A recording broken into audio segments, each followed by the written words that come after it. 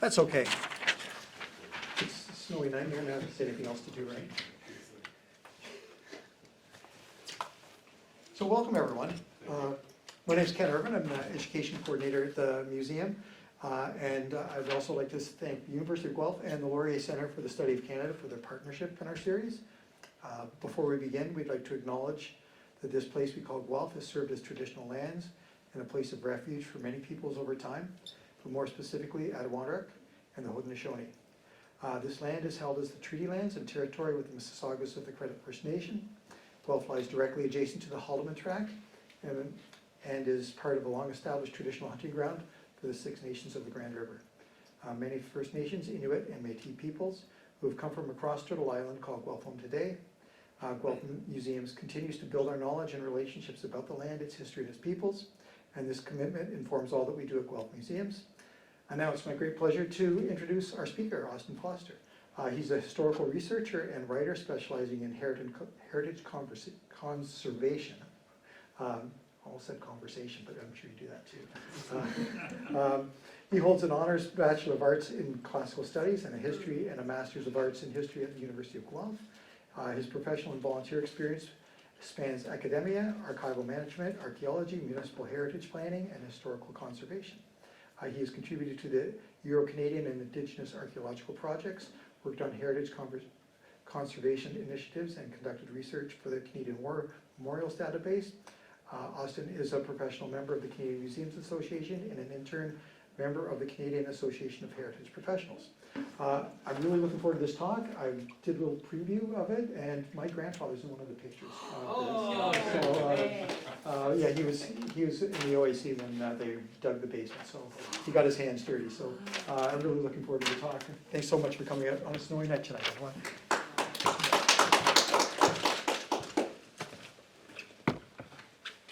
Well, first of all, I want to thank everybody for coming out tonight. I want to thank Ken for that introduction and for hosting us today. The City of Guelph, the University of Guelph, is a second home to me. I spent 7 years at the University of Guelph for my bachelor's and my master's degree. And during that period, I spent a lot of time at Memorial Hall. It's among the most unique and beautiful buildings on the University of Guelph campus. Memorial Hall, though, it's more than a lecture space. It is the symbolic heart of campus. It's rooted in the University of Guelph's early military traditions and generations of student life. For over 80 years, it has served as a memorial sanctuary, a lecture hall, a cultural venue, and a ceremonial landmark, reflecting the campus's enduring spirit of learning, of community, and of remembrance. In many ways, the spirit of Memorial Hall began with the founding of the Ontario Agricultural College, or OAC, in 1874, even if the structure itself emerged from the era of the First World War. On August 4th of 1914, Canada joined Great Britain in declaring war on the Central Powers of Europe. Over the next 5 years, more than 620,000 Canadians enlisted in the Canadian Expeditionary Force, with roughly 424,000 serving overseas. The cost of this service was immense. An estimated 61,000 Canadians lost their lives during the war. Those who served came from every corner of the country. They came from farms and factories, small towns and major cities. Universities and colleges also mobilized, with students nationwide volunteering to join the war effort. Among them were the young men of the Ontario Agricultural College. The OAC's military traditions date back nearly 150 years. A series of Fenian raids between 1866 and 1871 deeply unsettled early Canadian national consciousness, heightening security concerns and accelerating the push towards Canadian Confederation. Although the final major raid occurred in Manitoba in 1871, fear and suspicion of the Fenians persisted well into the 1880s.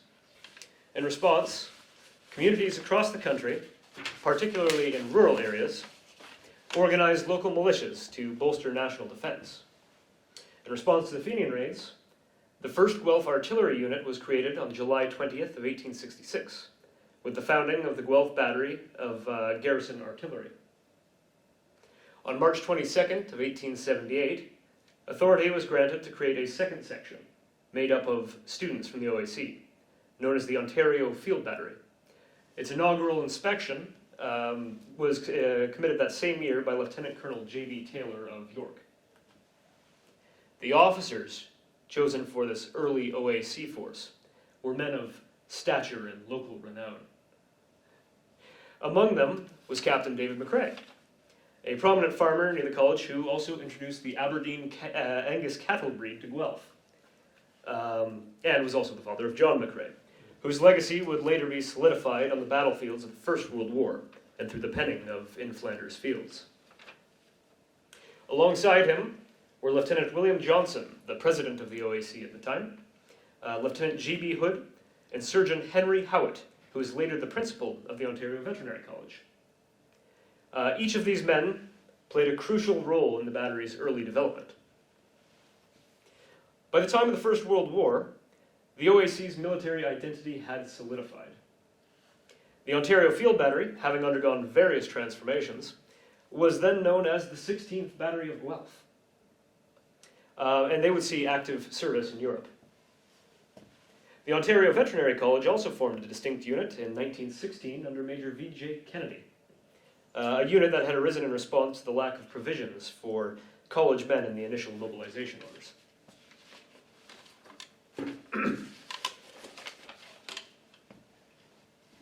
Between 1914 and 1918, a total of 789 students and alumni from the OAC enlisted in the Canadian Expeditionary Force. 510 from the classes of 1911 to 1919. 279 graduates from the classes of 1875 to 1910. Many officers were also drawn from the college's student body. The OAC Drill Company was organized in September of 1914, and by March of 1915, the Ontario Agricultural College's contingent of the Canadian Officers Training Corps, or COTC, was officially authorized by General Order 30. By the fall of 1915, 256 individuals were enrolled in the COTC, including 25 members of the college staff. Of the 789 OAC alum, 109 lost their lives. In the early years of the Second World War, a 1940 edition of the OAC Review described the atmosphere on campus from 1914 to 1918. I quote now. "The feeling on campus was the same as today. The students are brought out of rugby, hockey, and Mac Hall dances by the roar of the guns. As the war years passed, more and more students disappeared from campus as more and more casualty lists appeared. The significance of war on Earth has changed to one of grim realization of the meaning of life and of death." Unquote. On November 11th of 1918, at the 11th hour, the armistice ended 4 years of devastating warfare and brought long-awaited relief across the Allied world. Yet, like communities across Canada, the OAC was left mourning profound losses and feeling the far-reaching impacts of war.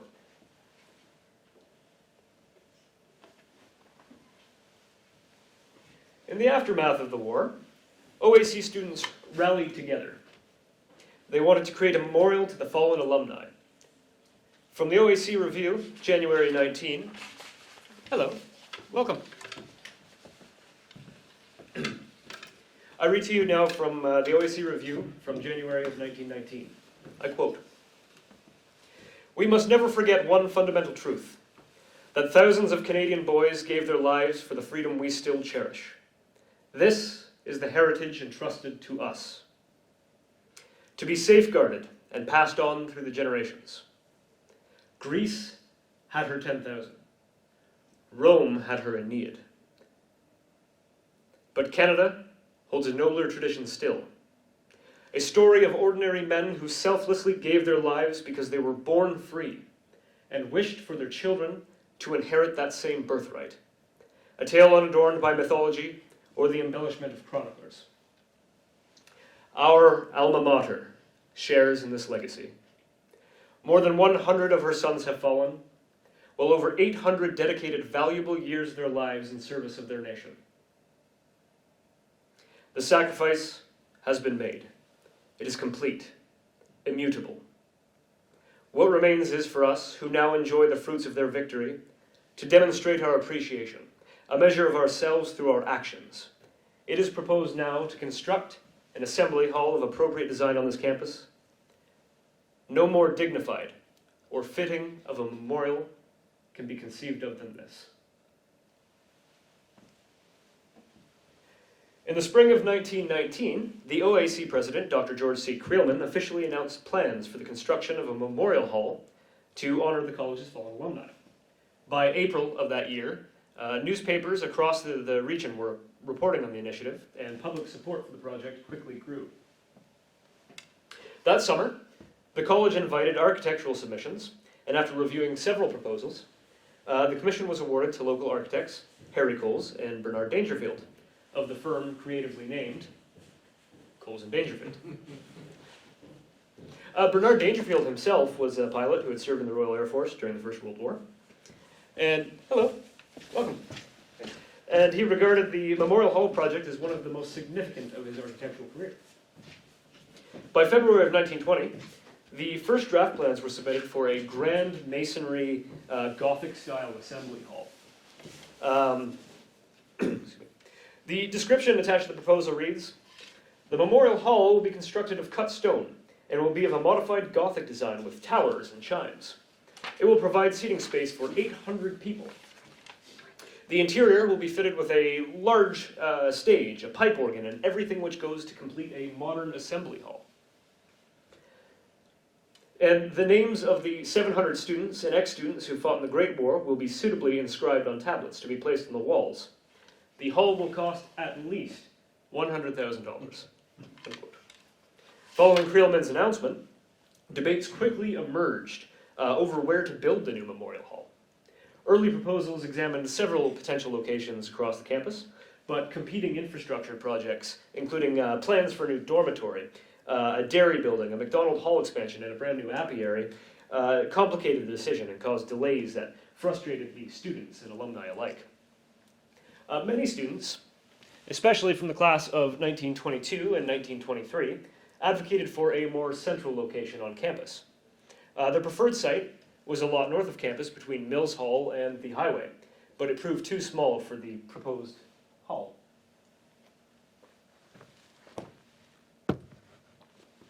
The next most popular option was the eastern corner of the intersection of Gordon Street and University Avenue East. At the time, it was home to a lightly wooded stand of Norway spruce. This became the leading alternative site for the students. Administration, however, opposed clearing the spruce grove, and site disputes continued through 1919 and into 1921. In response to the ongoing indecision, students from the classes of 1922 and 1923 took matters into their own hands. In the dead of night, the students crept out with saws and axes and felled the Norway spruce, while staff were distracted by a student-led card game. A commemorative pamphlet from the 1922 graduation ceremony reflects on these events, noting that when alumni return to campus in the years to come, they will proudly gaze upon the completed Memorial Hall, quote, with its steeple towering above the majestic pines and its chimes ever ringing out as a tribute to the class of 22. Here we have the initial plans for the Memorial Hall designed by Coles and Dangerfield. Over here you see the 800-person auditorium. You see the Gothic spire and the tower where the memorial bell would be planned to be. There's also a secondary lecture space and a chapel. Later on, these plans had to be revised due to the scale of it. But it is very interesting to look at what the hall could have been. With the architectural plans in place, the next challenge laid in funding. In January of 1920, the Canadian government contributed $40,000 to the Memorial Hall Fund, leaving $60,000 left to raise. A graduating year-based subscription program launched in February of 1920, and within its first month, 772 alumni from the classes of 1884 to 1916 had contributed. By March 6th, of 1921, subscriptions had generated over $21,000. Throughout 1920, additional fundraising efforts had expanded. Community concerts organized by George Fulton and Andrew Patton, who were students at the OAC, were held in various venues across Guelph, including churches, civic buildings, the OAC campus. Student-run bake sales became very popular, especially with the women of the MacDonald Institute. It became almost a competition to see who could sell more. It was published in the OAC Review every month, who sold the most baked goods. Donation boxes were set up around Guelph, including at Our Lady Immaculate. I think that's over there. Turn around in here. Over there. Rummage sales were organized, summer markets, winter carnivals. People sold their old farm equipment. It was a very, very powerful community effort to make sure that this hall was built to commemorate the students who had served in the First World War. In 1921, an official student fundraising committee was formed, chaired by Charles Frey. The committee also included other students such as S. White, S. Irvine, L. Brockton, E. Bonar, W. Rydell, E. Frampton, and D. Denegre, who worked tirelessly to solicit contributions ranging from household items to farm produce to resell. And I like to go through all these names because it's such an important building in Guelph, and it's still a very high source of local pride. There are people in this room whose ancestors helped to construct it. And to hear the name of one of your family members, I think really ties you in with the local history of Guelph. So if you hear me listing off these names, just know it's a point of community pride, and if you hear any of your ancestors, please say something. Professor H.H. Ledru, who is the head of English and Journalism, stepped away from teaching to lead the college's formal fundraising programs. Both the college and student fundraising programs were assisted by the Guelph Returned Men's Club, whose veteran volunteers managed logistics, ticketing, advertising, and donations. That same summer, OAC students formed the Sodbusters, a folk band, a cappella group, and drama troupe that toured 68 rural communities across Western Ontario in 1920 and 1921 to raise funds for the hall. To reduce expenses, the members often slept on the venue and office floors and stayed with local OAC alumni. In October of 1921, the Honourable Manning Docherty, the Minister of Agriculture and an OAC graduate himself, was invited to ceremonially turn the first sod in the excavation process. Faculty, staff, and students gathered to watch faculty, staff, and students gathered as Docherty took the first shovelful of earth. This ceremonial shovel was then auctioned off.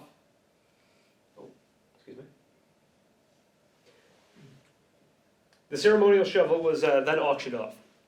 Bidding was intense, particularly among the women's class from the MacDonald Institute. In the end, however, the senior class of the OAC, the class of 1922, outbid the MacDonald students and secured the shovel for $500. That shovel, photographed here, is in a glass display case outside of Memorial Hall to this day.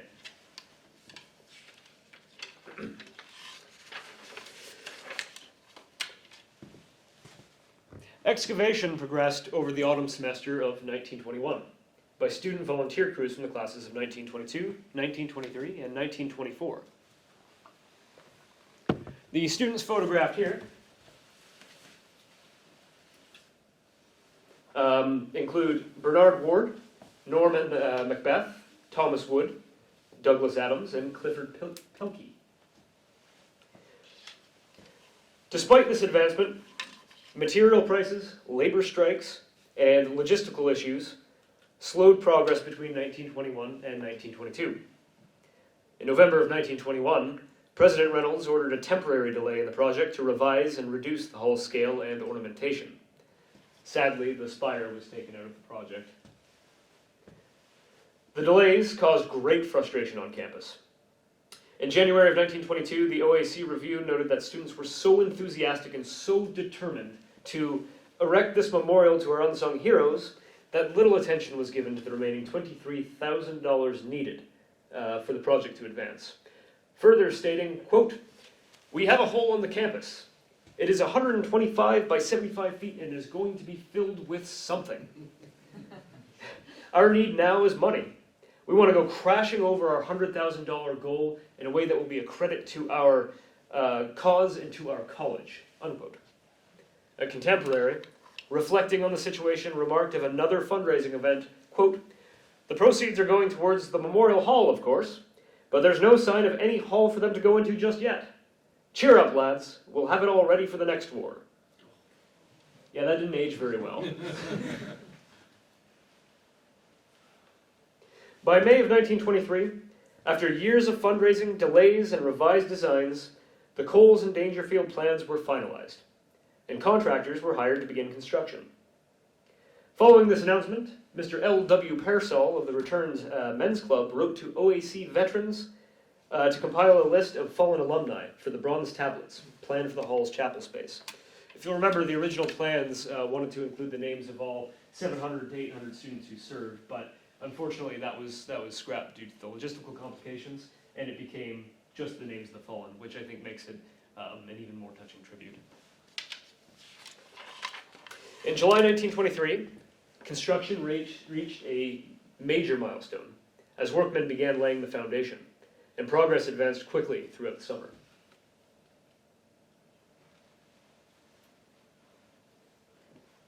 Sorry, here I do have the photos of the foundation being dug. My grandfather's in one of those, in the top picture. Bottom row, far to the, furthest to the left. You can just see half of it. Oh, no way. Here he is. How do you know it's him? I've got the same picture. Oh. That's incredible. Yeah. Nice. On August 16th of 1923, the Honorable George S. Henry, who is the Minister of Public Works and Highways, laid the cornerstone before a large crowd. The ceremony included a dedicatory prayer by the Reverend George A. Little, and a time capsule was placed beneath the cornerstone containing the OAC Honor Roll, the 1923 to 1924 OAC calendar, the announcement card, pictured here, the July issue of the OAC Review, and copies of the Guelph Herald, the Guelph Mercury, the Toronto Globe, and the Toronto Mail and Empire. The September edition of the OAC Review expressed regret that the ceremony had not taken place while the college was in session, but it did note that all true OAC men were there in spirit, realizing the significance of this tribute to the memory of the college men who had made the supreme sacrifice. Following the students' return to campus for the fall semester of 1923, one observer noted the excitement of seeing, quote, "a dozen or more men working in the whole of the Memorial Hall. Closer inspection showed that the foundation was actually being laid. The click and tap of hammers and the chisels on the grey stones would be music to the ears of everyone who has been awaiting the commencement of construction." Delays in construction, however, meant that the War Memorial Hall's anticipated completion date aligned perfectly with the OAC semi-centennial celebrations, and throughout the spring of 1924, pressure mounted to complete the hall in time for the event. And June 11th, 1924, was set as the official dedication date of Memorial Hall. Construction accelerated through the spring as local masons erected thousands of pounds of Georgetown limestone and Credit Valley sandstone, and the structure was functionally completed by May. Among the last things to be installed were two stained glass windows symbolizing war and peace. They were crafted by Peter Haworth, who was the director of arts at the Toronto Central Technical School. He was a renowned painter, a renowned Canadian stained glass artist. Unfortunately, the photos that I did have of the War and Peace stained glass set were very terrible, so I didn't include them here. The final feature installed was the bronze tablet listing the 109 OAC alumni who fell during the Great War. That was cast by Ryrie Bros Limited of Toronto. At completion, the project cost totaled $87,112, which is approximately just shy of 1.6 million adjusted for inflation. The amount of student effort involved in not only raising funds for it, but also helping with the construction process itself, digging the foundation, saved a ton of money on this project. Again, this was a very community-oriented endeavor. Since January of 1924, a committee of OAC graduates had been working tirelessly to organize the hall's dedication program. In the days before the event, the Guelph Mercury released a special semi-centennial edition, edited by alumnus Innes McIntosh, and featuring architect Bernard Dangerfield's illustrations, that celebrated the college's history and encouraged community participation in both the anniversary festivities and the Memorial Hall dedication. On June 10th of 1924, an OAC spokesman remarked that, quote, "Despite numerous challenges and delays, the War Memorial Hall now stands completed, widely regarded as a monument of unparalleled beauty in design, execution, and in purpose. This hall will be dedicated tomorrow, and it is unanimously agreed that there is no finer or nobler memorial in Ontario." Very high praise.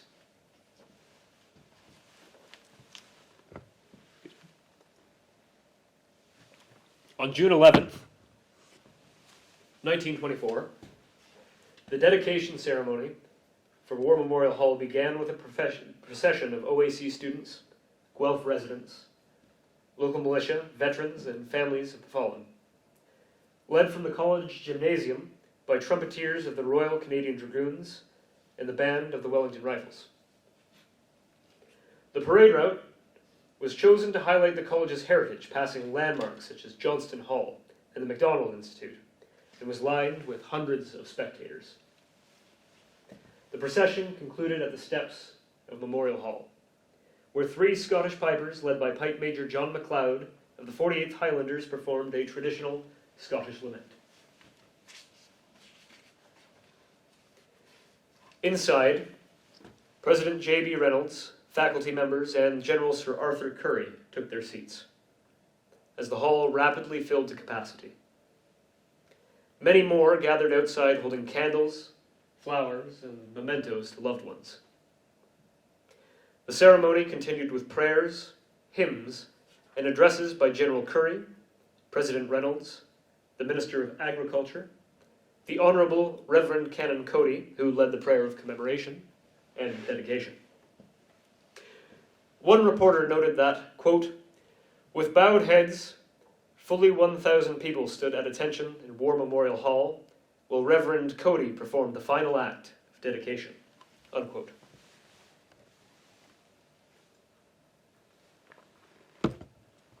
I read to you now a quote from Sir Arthur Currie from the ceremony.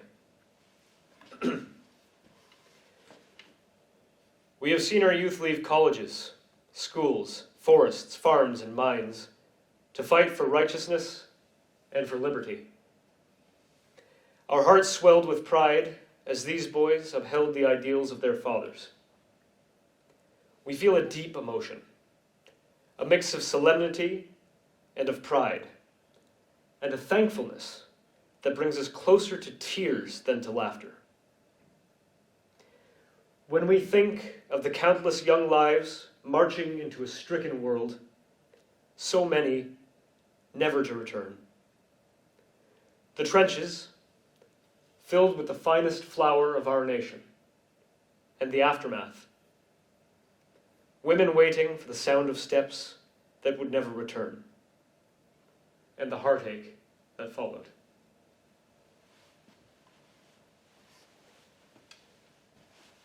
The ceremony's culmination came as Sir Arthur Currie unveiled the brass tablet inscribed with the OAC's 109 fallen. As the Royal Canadian Dragoons sounded the last post, followed by the benediction, attendees were then invited to view the memorial tablet and the other commemorative elements within the hall. It was said in the OAC review, it seemed where that mothers knew instinctively where to find the names of their sons inscribed on the tablet.